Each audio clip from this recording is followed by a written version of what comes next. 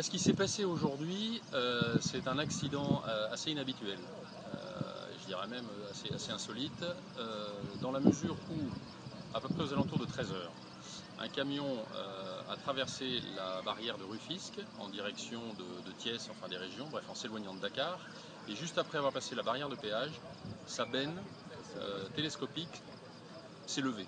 On ne sait pas pourquoi elle s'est levée, le chauffeur apparemment n'a pas dû s'en rendre compte, il a continué à rouler jusqu'à ce que la benne soit suffisamment haute pour pouvoir percuter une passerelle piéton qui se trouve derrière moi.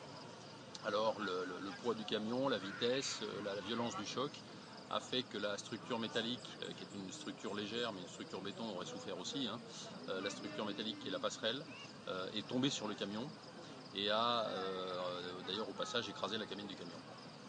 Il y a eu des victimes, 4 victimes qui sont les 4 personnes qui se trouvaient dans la cabine du camion. 2 sont blessés sans trop avoir plus de détails et 2 autres sont blessés graves. Voilà, je dirais que malgré ça, et heureusement si on peut dire, il n'y avait personne sur la passerelle à ce moment-là, puisque je rappelle que c'est une passerelle piéton et que des enfants auraient pu la traverser pour aller à l'école qui se trouve.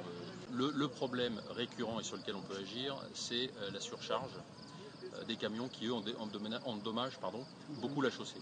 Pour le problème qui nous est arrivé aujourd'hui, je pense que malheureusement, en tout cas du point de vue de la Sénac, il n'y a pas grand chose à faire. Ce que je vous disais, c'est quelque chose d'exceptionnel. Est-ce que c'est une manœuvre du chauffeur qui a mal marché, un dysfonctionnement du matériel? Je n'en sais rien.